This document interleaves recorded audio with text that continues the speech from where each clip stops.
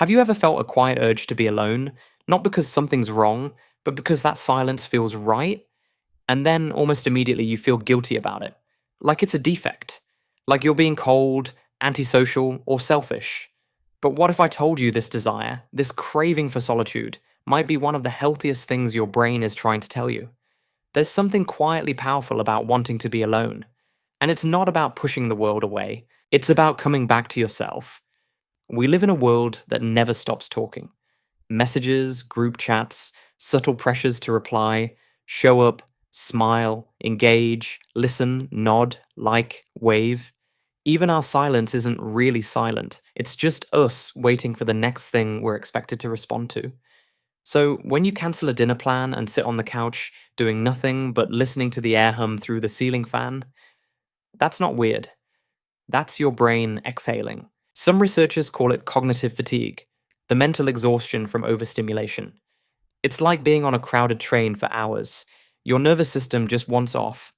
I remember once skipping a friend's birthday party, not because I didn't care, but because I was so overloaded from the week that even picking an outfit felt like too much.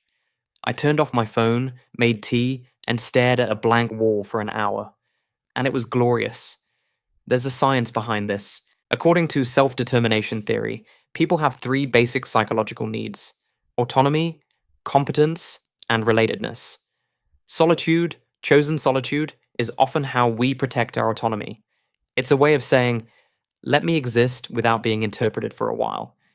But here's where it gets tricky. Society doesn't always respect solitude. In fact, it often mislabels it. People assume if you're spending time alone, something must be wrong. You're sad, or you're bitter, or you're avoiding something. The truth is, solitude isn't necessarily withdrawal. Sometimes it's recalibration. Some people find solitude while running. Some in a messy kitchen scrubbing dishes. Some sitting in a coffee shop, headphones in, not even playing music. Just creating a space that doesn't require them to be anything other than what they are. A 2021 study in personality and individual differences found that people who voluntarily choose alone time tend to have better emotional regulation and more developed internal narratives.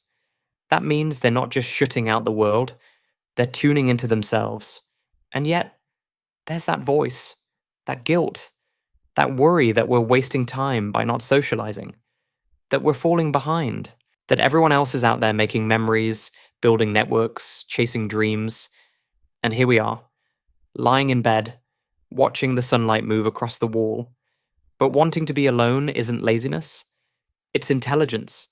It's your nervous system choosing silence over noise, depth over display. The irony is, the more we ignore that need, the more likely we are to snap, to say things we regret, to feel disconnected even when surrounded by people, because we never gave ourselves time to return to home base. Now, of course, not all solitude is healthy.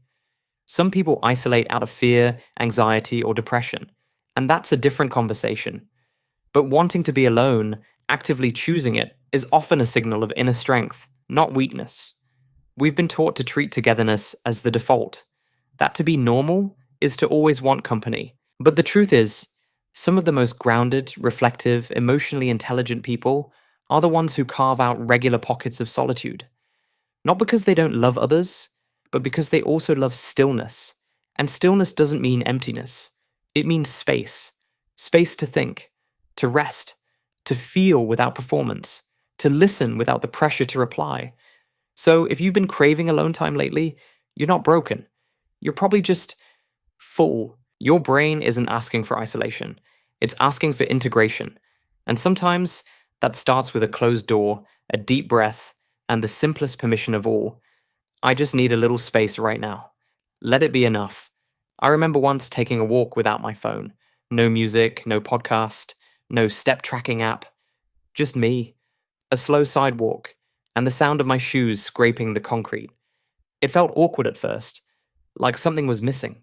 But then, slowly, my mind started to clear, like a fog lifting. I wasn't performing for anyone. I wasn't absorbing information. I was just there. And it was in that space that I realized how long it had been since I'd heard my own thoughts without interruption. When you choose solitude, you're not rejecting people. You're trusting yourself. You're noticing when your system is overloaded, and instead of pushing through it, you listen. That's not selfishness, that's self awareness. It's not just for introverts either. Some extroverts also need solitude, not because they dislike interaction, but because they need time to digest it, to make sense of everything they absorbed emotionally, socially, energetically. It's not about how much interaction you can handle. It's about knowing when to pause and let your nervous system catch up. And yes, there's a fear. What if people think I'm avoiding them? What if I seem rude? But here's the thing, setting boundaries isn't rude, it's respectful to both you and them. Because showing up half present, resentful, or drained doesn't help anyone.